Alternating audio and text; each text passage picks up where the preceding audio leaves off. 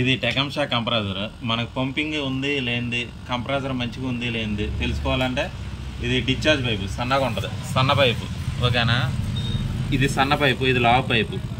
ఈ రెండింటికి డిఫరెంట్ ఏంటంటే మనకు బయట గాలి అనేది బయటకు వదులుద్ది కాబట్టి ఇది డిశ్చార్జ్ పైప్ అంటారు. ఓకేనా? దీన్ని మనం గట్టిగా పెట్టుకుంటే మన వేలుని వెనక్కి నెట్టిందంటే కంప్రెసర్ పంపింగ్ బాగానే ఉన్నట్టు. ఇటు చూపించు ఒకసారి. కంప్రెసర్ అనేది ఆఫ్ చేస్తాం, మళ్ళీ ఒకసారి కంప్రెసర్ అనేది ఆన్ చేద్దాం. ఓకేనా? 0 ఉంది యాంప్స్. ఓకేనా? మళ్ళీ కంప్రెసర్ అనేది ఆన్ అవ్వట్లే, హై యాంప్స్ తీసుకొని ఆగిపోతుంది. ఎందుకంటే కంప్రెసర్ ఆన్ ఆఫ్ చేస్తే హై యాంప్స్ తీసుకొని రిలే అనేది కట్ ఆఫ్ అవుతుంది, ఓఎల్పి అనేది. ఒక్కోసారి ఆన్ ఎందుకు అవుతుంది అంటే దీంట్లో లోడ్ ఏం లేనప్పుడు డైరెక్ట్ అనేది కంప్రెసర్ ఆన్ అవుతుంది.